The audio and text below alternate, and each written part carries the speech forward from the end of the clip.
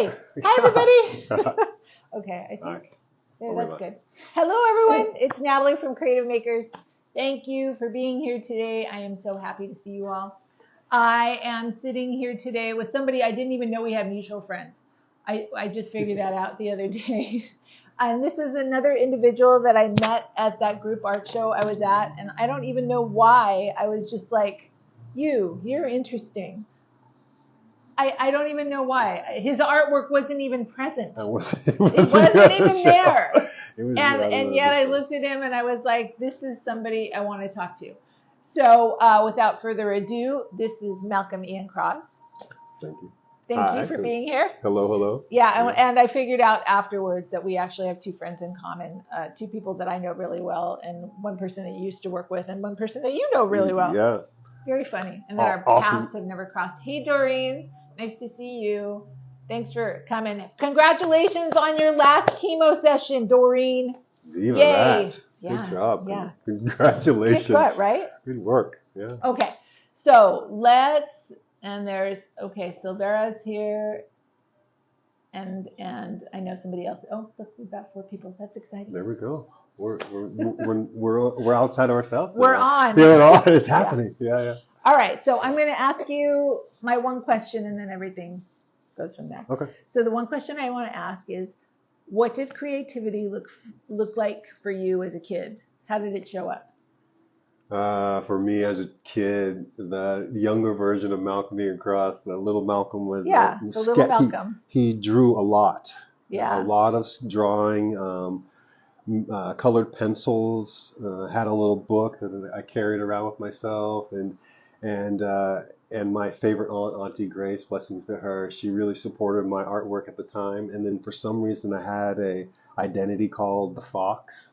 So I would sketch all these different images of people and situations, and I'd sign it the Fox and give it to she would make it like in our own gallery section in her house. Wait a minute. Awesome. How old were you when you were the Fox? I was probably 5 or 6. Yeah. So you already had an alter ego? I already had an identity, the Fox. Yeah. Imagine that.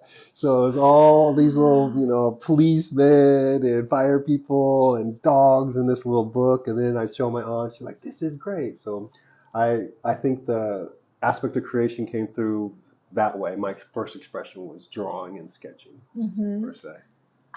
Yeah. I have to go back to the Fox for just a second. No How worries. did you come up with the Fox? Who knows? I don't even remember how that came up. And it was the Fox, Foxxx, right? Wow. Yeah, it was real specific, and that's what that was my signature on all my drawings for many years, probably up until about 12 or 13. Yeah. I had no idea how it came, but blessings to the Fox, or the foxes too, But no, that is so crazy. Super special medicine. I love that. Yeah. All right. So you were a drawer as a kid. Yeah. Did you? And I take it you were the art kid in school. I was the art kid in the family, and then fortunately I started taking art classes in school. So thank you, God. Thank you, my mom, for being supportive in that regard of putting me in an environment that could support my expression. So then I went from sketching into a lot of collaging and multimedia work. I got into collaging really big for a long time. Collaging is so fun. So good. And really specific to a message, which is really nice. So I would say that I wasn't necessarily the kid, but I was one of the kids that had been at it and had a unique sense of style. Yeah. And did you keep pursuing art? I mean, did you actually go to college and get an art degree and stuff? It's the greatest thing. I think that's one of the things that I reflect on now about. I've been in art. So schooling was great, art classes in school, but I didn't go to art school, right? And I think right around my sophomore year in high school, I kind of got away from art and got more into athletics and society, social constructs and shenanigans like that. So, but I always had it on my side, right? But I wasn't really expressing it then. But then I got back into more expressing it in college, junior college, but it was not an art school at all. The closest thing that I would say I went to art school was film school. Yeah. Oh, that So counts. yeah, definitely. I went to film school, LA Film School. I went to AFI for screenwriting and storytelling, and LA Film School for directing and producing, because I direct projects as well. Mhm. And so that was valuable, but that was more a different media per se. Yeah, but it's still Yeah. Oh yeah. artistic It's and definitely creative. definitely is a art an avenue for the artistic creation and expression for sure. Did you find that fulfilled you in that artistic way during that time? That actually, this is why it was so great that you were telling me about this concept that you have for your group. Is that it satisfied that aspect of my artistic creation, Mm-hmm. but my actual painting was Mm-hmm. not being satisfied by the directing and the conceptual, and the production and all the stuff, right? So it was really imperative for me to get back to painting. Mm-hmm. Yeah, yeah. And when did you learn how to paint? Did that just happen as you were in school and you just started playing with more and more mediums? School was more of like figuring out playing with mediums and making all kinds of textiles and all this other stuff and colors but I didn't really start painting until I was on my own, probably around 2005. I was like, I need to do something, so I would go and walk the neighborhood for recycled materials, and then I would bring them back home and I would just start painting on them. Mm-hmm. And so that's how it really opened up into getting into canvases, and also I did a series on furniture as well, and so I would say that I really started painting around 2005 on my own, which is not my own. I was Right. inspired. Yeah, I was like creatively inspired to like get some paints and paint. So that was a call. It was definitely a calling, and thank God for the calling, because here we are, right? Right. Yeah. So, okay, so when you finally got the call, was there a particular subject matter that you were interested in? I mean, because it seems like it came in pretty loud and clear. It came in loud and clear, really loud and clear, and I think the subject matter at first was consciousness around the planet and waste, because I would always paint on recycled things and have statements or colors or combinations of things to really express that Mm-hmm. the amount of consumerism and waste. And on every first, I would go out the first of the month, and I would go out the 29th and get all kinds of stuff that people would just throw out because they were moving. Oh yeah, yeah. Like Those walk are good. around, like Yeah. get go. I mean, like what? These people just over it, and so I would get those things and paint on them. So that's how it really, really started. But then, as I progressed in my offer, I started really utilizing all of the other elements in my life. Yeah, so a lot of, I started getting into my spiritual studies, my healing studies, and all the other good stuff. And so it started coming through that route in my expression, in my painting. So how did I mean, I think probably spirituality has always been like a focus point for you. Is that correct? It's always been present. Yeah. It's always been present. Yeah. Did that too make itself more known to you? I think when I was younger, my grandfather, blessings to Chester Taylor, was a reverend, a Baptist reverend. So I spent a lot of time in church. And then as I started progressing, I realized my identity of religion compared to spirituality. And so I really ventured in that regard. And so when I did get into more spiritual conceptualisms, they started coming through more in my work. I was just going to say, and how Yeah. did it show up for you in your work? I mean, what kind of things all of a sudden were you wanting to paint? A lot of sacred symbols, a lot of protections, a lot of monograms of all the archangels like Raphael, Michael, Uriel. All of them started showing up, actually, really in my dreams first, and then I would research them and figure out what it was, and then I would start painting, and then I would be inspired to utilize them in my paintings. A lot of symbolisms came through first. Mm-hmm. Yeah. Do you find that people that want your work are attracted to? Do they even know what they're attracted to in your work? It's interesting. That's a great question. Right. Because people look at first of all, they're, oh, you paint? I'm like, yeah. Oh, can I see it? Show, like wait, what? And then when they come and experience, and that's the blessing of this work that I call Afro-cosmic art, right? So Afro-cosmic art. Afro-cosmic art, so Afrocentrism, and then also from the cosmos, right? The combination. And when people come and they're in the presence of it, the frequency of all of that information comes through and fills the space. So what it is it's really medicine for the world and healing. So people have a really cathartic experience when they're with my art, with the art per se, right? I think there would be so many different ways to look at this too. Are people called to the work because this is what they need? Are people called to the work because they don't understand it? Is it a color that's called? You know what I mean? It can be so many different levels. It's so many different levels, but I actually, in my heart of heart, I think it's a frequency. They know that there's something in my art that is valuable to them. Sometimes people don't even understand. I mean, I sell pieces that people understand them, like, oh, Oshun or San Miguel, like they identify it right away. Some people are just like, I love this piece. Right, and they have no idea. No idea. Like, and I'm like, I get it. And I think that's valuable too, because what it does is it opens up people to stuff outside of them. Right? We don't know until we know. Right?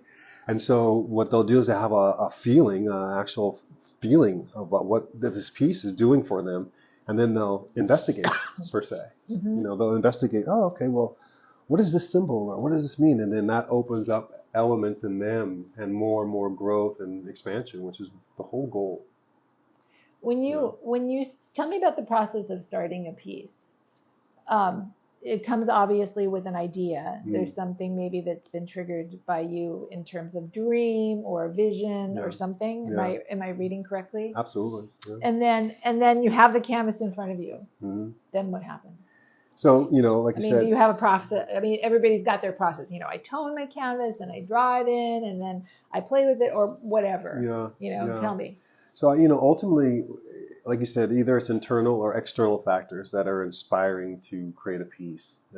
So I start with the canvas. It really comes with setting the frequency already on the canvas. So it's, you know, I have a process. I sage the candle. I was just gonna ask you, do you bless your canvas? I absolutely do, and that's part of the frequency value, right? So I open up with an invocation of the orishas, and then I sage, and I'm really intentional about keeping a higher vibrational frequency with the intention of the message that's coming through. And then I'll start. I'll sand it down, and then I really work with many multiple layers, and working the canvas and like all this. So I just build it out. So it's usually more sanding it down right away, and then also writing whatever comes through, whatever consciousness is flowing through. I write a lot of intentional words or statements on the canvas. And that really locks in the frequency of what it is. So before you even do any, I mean, your canvas is prepared, but then you're just writing things that match whatever it is that you want to get down. Yeah, it's a concept that you might be familiar with called channeling, right? So I open up my channel for these divine beings to really deliver messages. So I'll capture them right away as much as I can keep up on the canvas. Or say if even I've been, you know, for commissions, right? So I know that it's a study, right? So a person will commission me for work. I'll sit with them and interview them, just kind of hang out. And then when I start their piece, I open up channel, and then all these divine beings go, okay, this is what this particular person, it would be helpful. You know, it's stuff that I'm not, you know, this is why I don't call it my art. You know, it's a blessing to be able to capture it and for an expression, but it's not mine per se, because all the stuff that's coming through is stuff that I'm not really aware of. So I'll write it all down, and then that frequency is held. And then I start layering it over. I wash it over and use different mediums. And whatever I'm called to utilize to keep up with what's coming through is what I use. Yeah. And I just build it and build it and build it out. Many layers. Wow. Okay, this is all very interesting to me because this is unlike anything we've seen before. There's some people asking questions, so I want to come over and see what's going on. Yeah. First of all, hello everybody. Hello Marshall. Hello Doreen. He has a great face. Yes, he does. Thank you. As Dave said to me, you're going to see a tall drink of water today. Yeah. Blessings to my parents. Yeah. Oh, Donald boy. James Ross. I love his process in the use of spirituality and symbolism. That is very true. And that was Georgia talking. And I know Georgia deals with symbolism in her work very much. Blessings, Georgia. Good for you. Yeah. It's real. Yeah. So this is a whole different way of working. This is more than just, trying to capture an image. Yeah. This is body and soul in your work. Absolutely. It's interesting because I do a lot of studying. I listen to a lot of podcasts and I watch other artists and I was watching a YouTube video on an artist. I forgot the young man's name just last night, but in his studio, super beautiful work, stacks of books, and references and pulling references and copying, but translating this image onto it, and I thought to myself, man, do I need to start getting books? And I was like, no. I mean, if you want to. I'm like, but my lane really is this really unique to me, and I feel like what I have not seen is really consciously channeling a lot of good information and keep it into that realm of spirituality and very personal to a very specific cause, right? Yeah. Well, I mean, I think there's value to people that want to get the light right and the shadows right and want to make sure the contours are matching what they're supposed to be and Absolutely. the face planes and all the rest of the stuff, and it's all valuable. Absolutely. It's all valuable. It's just a whole different thing. It's all valuable. Like I love all that. I was watching the Matisse light study the other night too, and I was like, that's really epic. I was like, so all that eventually lands in us as artists.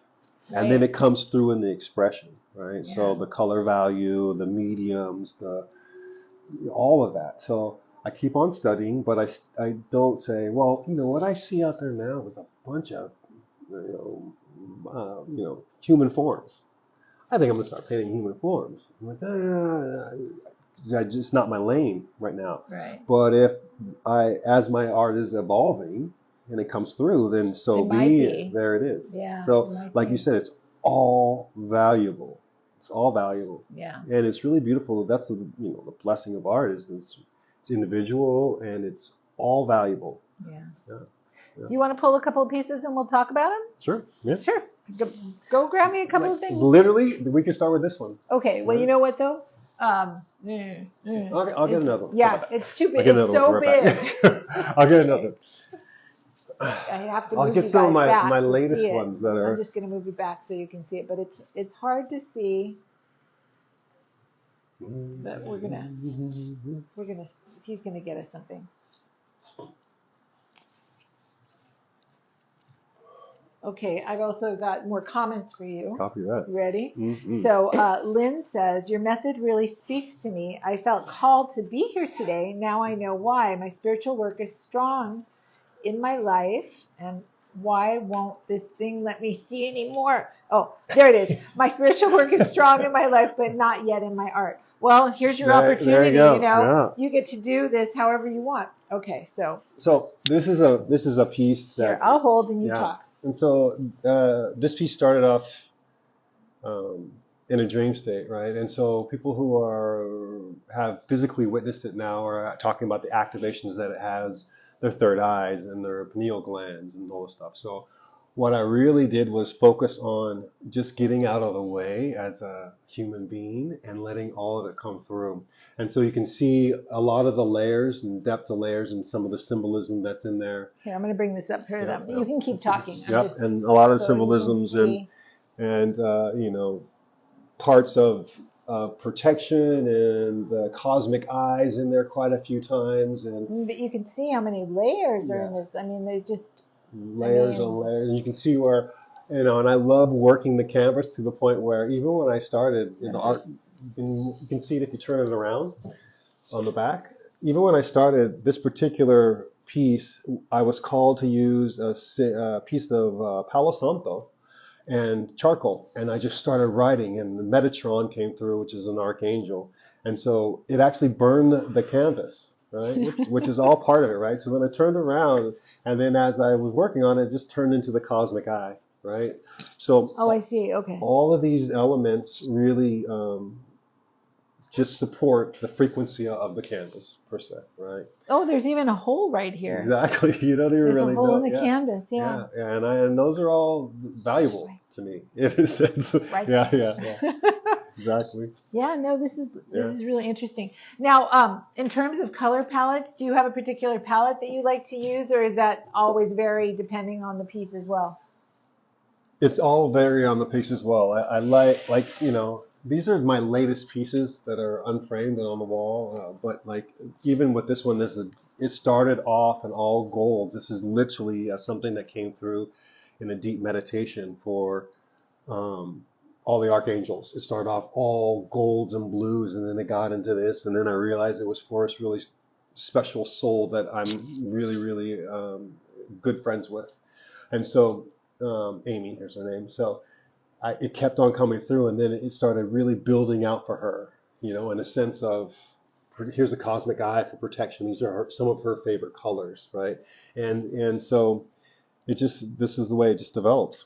Yeah. Okay, I'm bringing it closer. Yep. Bringing it closer, so that you can see. Yep. I think your work reads really nicely close up. It's, you know? Yeah, I get that. I'm currently I'm building my website, and we're supposed to launch next week. And so one of the things is getting the full image there, but also being able to go in and get all these little nuances of where the depths and the layers are, because that's really part of the uniqueness of some of the canvases. Yeah, because I mean, in the images that you sent me, I mean, it does not come across. Not at all. Yeah. The way it comes across in person. Yeah. I mean, it is. Yeah. It is really intricate. And it's one of those things too. I love that you actually were touching it, because I'm really tactile. It's got texture. I'm really like a tactile guy, and so people are like, "Oh my God, I want to touch it." I'm like, "Go ahead," because art people are like, "Don't touch my art." Yeah, well, and sometimes. I'm like, well, yeah, it's kind of there, because this is another aspect of translating and transferring the frequency of the art. You can be. You put art in a space, and you can always feel it change the space. Mm-hmm. But with this, it really changes the space. But then if you really get into it, you can feel the frequency of it as well. So it's kind of the way it goes. What is it? Is this a piece that you're working on? Yeah. So that piece right there. Let's bring it. So Let's bring it. This piece right here started off a certain way. This is a piece of wood, but it's in process. It's in process, right? Okay. It started off a certain way. It said, I have a spiritual community in Brazil. Blessings to all my family in Fortaleza. And it said Fortaleza, and it was a very old style that I used. And then it sat here for a long time, and then I just started redoing it. Because of the wood, it really changed the whole pattern of the paint and the texture and the way it laid. And so it's in process. And I almost, when we talked about making mistakes and all this other stuff earlier, and I was watching something, and the artist was talking about throwing stuff away. And I was like, oh, this one almost got tossed. It almost got. Yeah. And then I have a series of canvases as well I call street art. So what I do is I just make them, and then I just go out at night and leave them. I place them in the neighborhood. There's a whole thing about art abandonment. Did you know that? Oh no, I didn't know. Yeah, one of the people in the group, Bonnie Lindsay, introduced me. There's a couple of Facebook groups, but it's a whole thing that people make art specifically to leave outside for other people to find. And sometimes they leave a little note and say, "This, if you found this piece of art, it's for you. Yeah. Please take it home and love it and cherish it." Absolutely. And they just leave it, and then they say, if you want to post a picture on whatever, so that I know that you got it, or you saw it, or you like it, and then that's it. That's the same concept that I have for street art. It's just I leave them just out randomly, and they'll be there maybe for a day or two, and then they're gone. I'm like, well, it's where it's supposed to be. Yeah. And hopefully it's inspiring and whatever. And there's another piece that's just down the street over here that somebody picked up off of the street and threw over the fence. So it's been there for 4 months. So I'm like, your this is art great. is Yeah, yeah. sitting out there? It's like a street gallery. I'm like, every time I walk by there, I'm like, yeah, that's pretty sweet, you know? It's still Yeah, it's there. still there. It's still there. Yeah. Yeah. Funny. So this piece is definitely still in the works, and we'll figure it out. Yeah. So how do clients find you? How do you you know how does your work get out? So the clients that I have now have been word of mouth, but and their friends and their friends, and I sold, blessings to thank you God, quite a few pieces at this point in time, and commissioned a few pieces as well. But now, like I said, this blessing of this interview and being here with you all is that when we met, it was me getting out into the world, right? Now Right. is that time. So I was like, okay, there's an art show. It's like 2 minutes away from that. You gotta go to the art show. So I go run and meet you, but thank you for that. And here we are. But the whole intention is next week I launch my website, malcolmiancross.com, right? And that's where all my art will be. And I also make jewelry as well for my clients. I noticed this Yeah, and I was like, I oh, make it's a jewelry. take on the rosary. Yeah, so I Is make. that an infinity symbol at the end? This is actually the cross. This is a crucero. It's a two-barred crucero. Yeah, for my doctrine that I follow. And so jewelry will be on there, and some healing services as well that I offer. So that'll be launching next week, malcolmiancross.com, and then also really getting more conscious about sharing, right?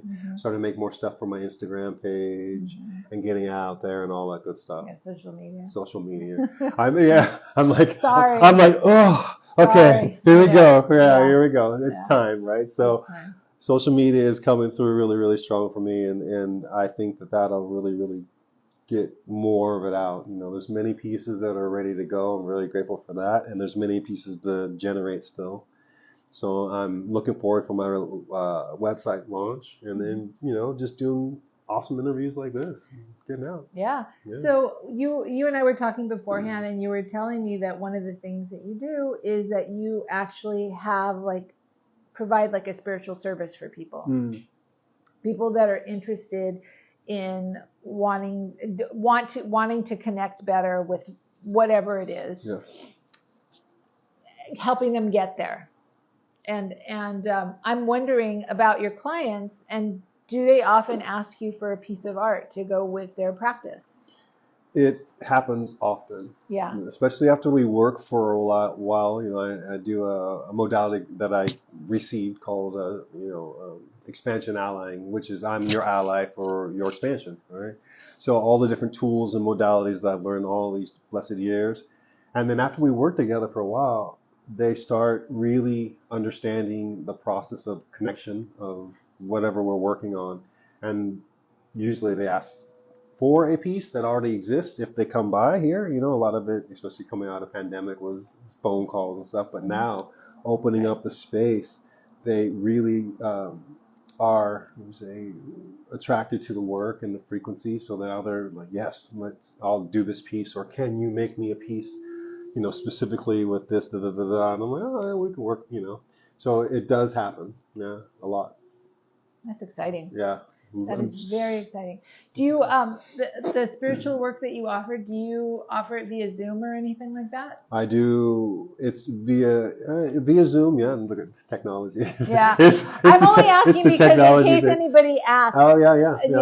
I don't know if you offer this outside of the circle of Los Angeles, so to speak. Yeah. But I mean, if you do it online, if any of you are interested. Yeah, I have clients in New York and Toronto, Vancouver, like all over. So I'm available for that. A lot of it is phone calls, and also I have had Zoom calls. Yeah. One of the things that I know about, and I'll just share this real briefly, is that sometimes with Zoom you can get distracted with the visuals. For what I offer, what I've noticed, and so it's nice to just be able to tune into somebody's voice, and then also take notes, so I can track and I can really focus on where we're going to develop this really beautiful allyship for them, right? So a lot of it is phone calls. That's interesting. Yeah. It would be interesting to have a version of your business, and maybe it's going to go there, as like focusing just on artists, Oh, you absolutely. know, in Yeah. connection and helping That's a good idea. artists connect to that if they wanted Yeah, to yeah. in that way, in a more I am meaningful and totally, obvious way. totally available for that. Yeah, because part of this getting out there more is building is really stepping into the artist community and Yeah. more support and communication and exchange such as this, Yeah. and so if I can when I can transfer those tools to artists, that's blessings on blessings. That's awesome. Yeah. All right, let's see. Here we go. Hi, this is Clifton, and Clifton lives in Detroit. And Clifton Nice. says his work is wonderful. You knew I would like it very much. I just channel through my dip pen, I think. Yes. And let's see. Okay, so thank you for sharing that, Clifton. Clifton uses a dip pen and then starts all of his work with this dip pen, circa, sweet. as he would say, circa 1890, dips it in the color and then, Oh, and then sweet. does his work. Yeah, it's really interesting. Good work, Clifton. Good Yeah, job. it's super cool. That's awesome. So, where are you hoping? Okay, as an artist, Yeah. are you hoping for something to happen here? I mean, are you hoping for a direction in your art? I mean, I know it's not yours, not your art. But I carry it around. No. Right. But, but it still has to get. It has to come through you, and there's parts of you that get put into it, whether you want to believe it or not, or think about it or not, whatever. Yeah. I mean, but is there a direction? Is there something that you're hoping for? Yeah, my goals are to get more art out, but also I've been in the studio for probably 6 months. What I really see coming next is massive, like bigger pieces. If you can't tell between also Natalie and myself, I'm 6'6", right? So I have a really awesome wingspan, right? So I really see these pieces bigger scale, maybe even murals and stuff like that, and all over in different places. Wherever I'm called to be, I would love to be there. Yeah. Yeah. Do you actively? I mean, there are lots of people that actively try to make more money, so to speak. Mm-hmm. Are you active in that aspect, or are you just like just tell me, God, what's next, and I'm just gonna roll? Yeah, I'm in the or maybe it's a combination. I'm in the study of business and art right now. So I'm totally available to the money for the exchange. And also, I don't let it limit me or affect my creative process. Like I don't paint for what's people say I should paint, or that just doesn't make sense. It's not an alignment. Mm-hmm. So I haven't done that, and I don't see that happening. Mm-hmm. And fortunately, I have other offers. So financially, there's other streams of exchange, which is really beautiful. But my intention really is for my art to be my full. How would you say, my millions and millions of dollars, in a sense of exchange of what it puts out in the world as well. Yeah, yeah. So that's exciting. Thank God. Yeah, it's really good. Yeah. Now you did a bunch of work before this, like you were doing film work and working as a PA and all of this. Did you just one day you're just like I can't do this anymore? Very funny. We share that story. I spent probably, I said 8 years around in commercial production, working as a production assistant and different departments, and just couldn't find anything that I felt would not suck my soul. Making commercials. Oh, yeah. Right. So, I was on. This is where I had to end that stint, right? To answer your question, there was a time where I would pick up my camera truck, load all the equipment, get to set, unload it, and as soon as I unloaded it, I would literally feel like I was shutting down, like I was running out of batteries. And I had started my spiritual practice, or just studying then, but I started realizing that my soul was really not happy being here on set anymore. It just was not functional. I would load up after the 13 hours on set. I'd put on my stuff, drive back to drop my truck, and boom, I'd be awake again. Right. So after I started realizing that was happening, I stopped. I couldn't do it anymore. Yeah, so I started teaching a writing class at a homeless shelter, Blessings of the Covenant House, California. Oh, mhm. So I did that for a long time, and then I did street outreach, which is really great. I have an affinity for the youth, right? So I did a lot of that. And meanwhile, I was working on my own creative projects. What a way to satisfy your soul, though, working with the homeless and with Oh yeah. you know, kids on the street and stuff. Yeah. That's It was exactly what I needed at that time, and it was an opportunity to really, I started off volunteering, teaching a writing class, so the kids could really express themselves, what was going on. Not teaching, but like mentoring. supporting them. Yeah. Yeah, how about that? Yeah. And then it turned in. I went one night out on street outreach, and I was like, "This is awesome to go work with the kids, and mentor or help or guide or get them into programs if they're, or just give them a sandwich, like whatever." Yeah. So I did that for like 4 or 5 years, and it was really perfect transition into my creative endeavors full time. I can completely see that. Yeah, it was epic. Thank you. I'm so grateful for that opportunity. Yeah. Well, Awesome. I'm going to open this up. Let's see. Does anybody want to ask Malcolm any questions? This would be a good time. Now's a great Now's time. a good time to ask questions. If We're you have here, anything we got the specifically light. you want to know. Yeah. I do have to say he's got this great apartment space. It's half studio, half living space here, very downtown LA. Yeah. Honestly, Yeah. downtown Los Angeles. Luckily, only 10 minutes from my house. Yay. Yeah. There's that. I took side streets to get here. Good I for didn't even you. have to get on the freeway. That's awesome. Yeah, it's been a blessing in here on Echo Park and just close to downtown. But this space has been beautiful. I've been here for 6 months now, and this is literally behind me, my working wall. These are pieces that are in process, and then over there is kind of like the conceptual area and kitchen, and then I have a gallery row over there. Yeah, So when you walk in, there's a gallery on both sides of you of all of his work. Yeah. Do you use acrylics? That's Yeah. what you're using, right? Yeah. Good. Thank you for the question. I'm mainly using acrylic paints with pastels. It's mixed media. And I'm really feeling the call to get back into a little more collaging as well. So that's going to be implemented back in. But it's pastels, acrylics. I did a couple of pieces. I don't know. Oh no, they're sold, thank God. But I mixed a little oil and acrylic, and it was really interesting to see. Oh my God, this is no. Yeah, I know. I heard about it. And I heard about it after I did it. And so then I was like, but it turned out interesting, right? Interesting, but not like my style, right? So I'm called now to work with more oils, just within themselves, just to really get into that medium.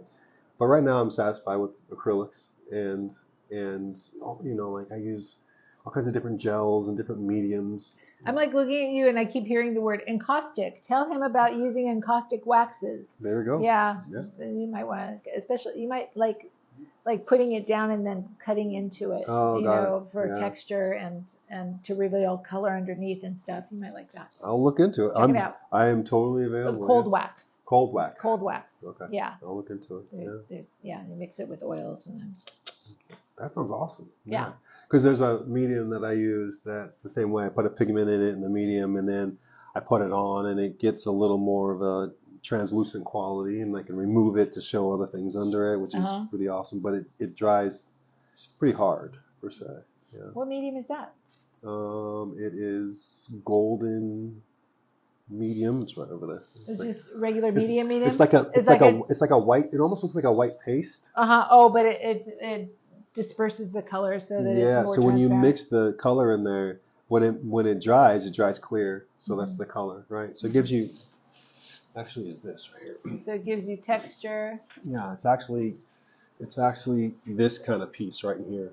Oh, I see. Okay. Yeah. It almost looks like there's white glue. Here, let's bring this forward. Yeah, it's like that white glue feel. There, right here, in here. So that's right all. where my finger is. It's hard to see. But it's cool because it's super textury, and then it's chunky, as I call it, right? Yeah, it is chunky. Yeah.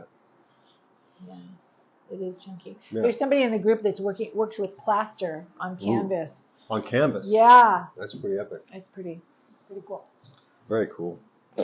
So do you do shows? Yes, I'm available.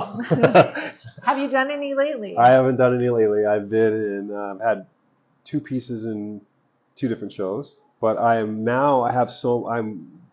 to do my own show. Yeah, I was gonna say you've got a lot of work. I've got a good body of work now Yeah. that I could really do a show. So I'm really, as I said, getting out there more to be in conversation with people and galleries, and I feel like that will happen the beginning of the year or on. Yeah, Which would yeah. be great. Yeah.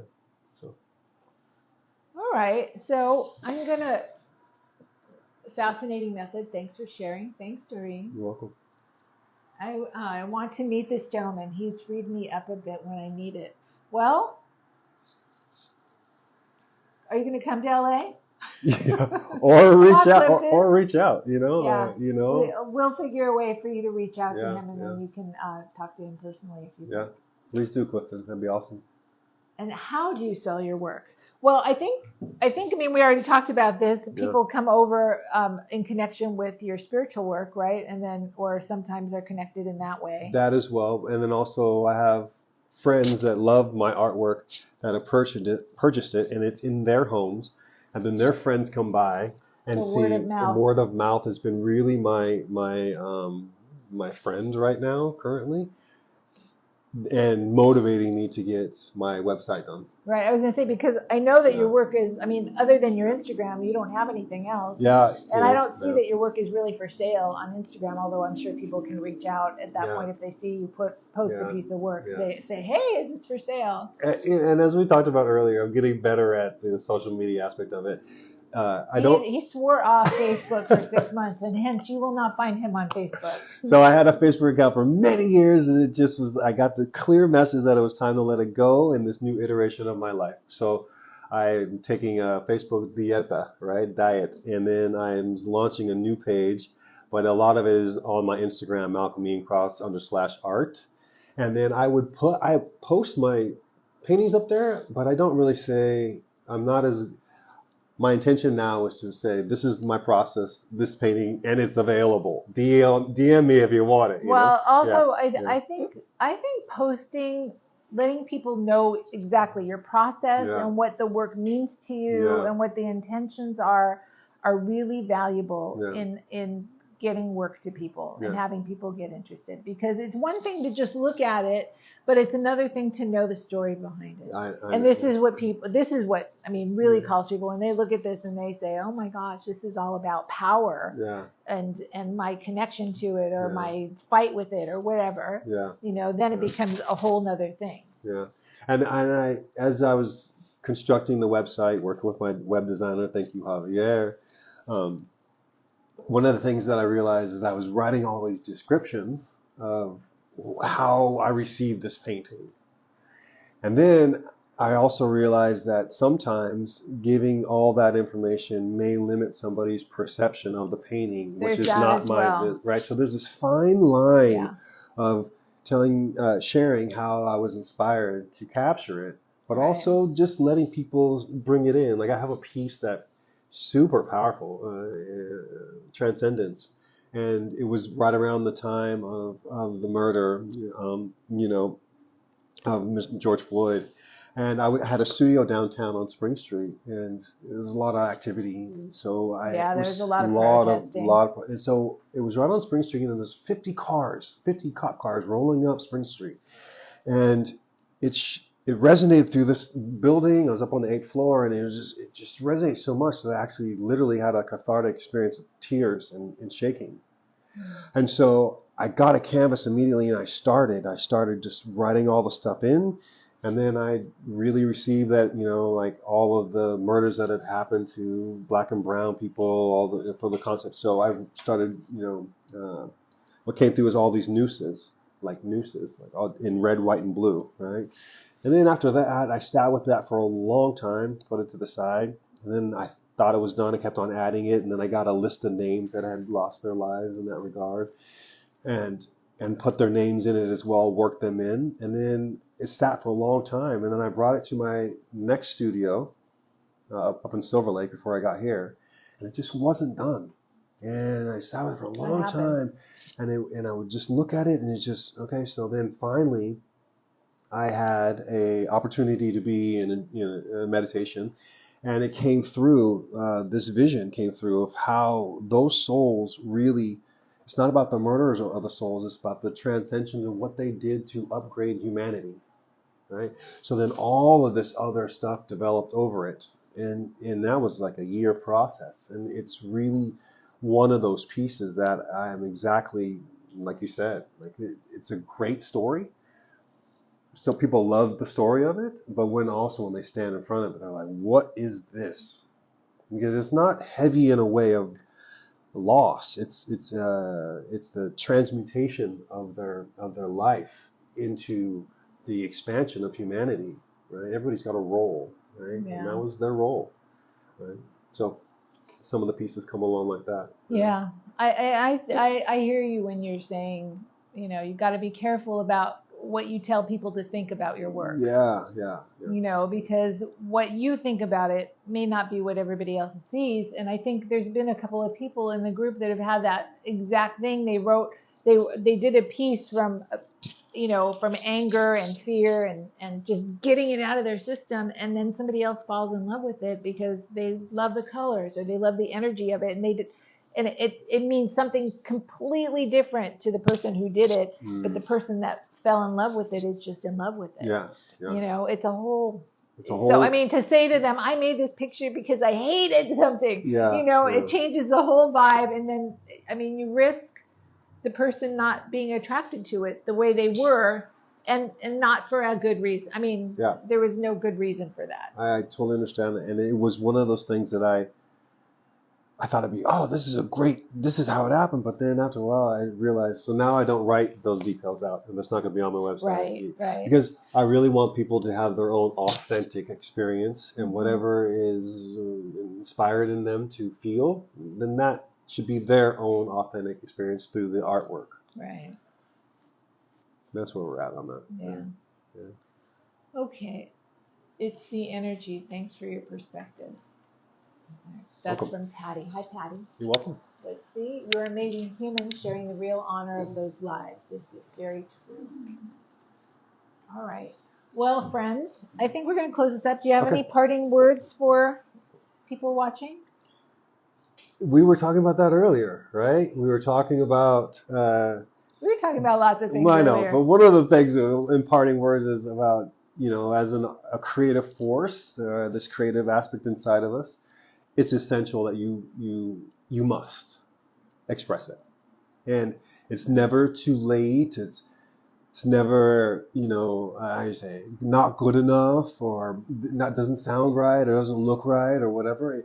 It's imperative that you get it out, or else, like we talked about, all of our other relationships are just kind of wonky, right? Like I know that if I don't paint for 3 days, 3 days is my cutoff. Hopefully I paint every day, but if I don't paint for 3 days, I start getting a little edgy, I'm a little less patient, I'm a little less, right?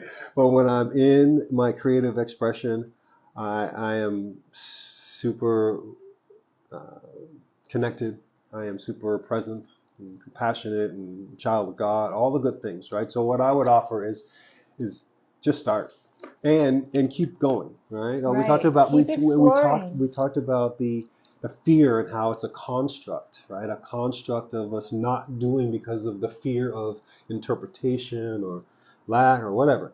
No. Use the fear as fuel, right? And that's what I try to do with myself. Whenever I feel like I'm having fear about creation, I'm like, oh, definitely do it. So just do it. Start, do it. Yeah, I'm a big prescriber of, if it's scary, it probably means that you should go there. Absolutely. And often when I'm getting a no, I'm like, oh, definitely got to do it now. Yeah. I'm like, oh gosh, okay, here we go. So there's that. Yeah. So. All right, your words are worthy of a blog or a book, please.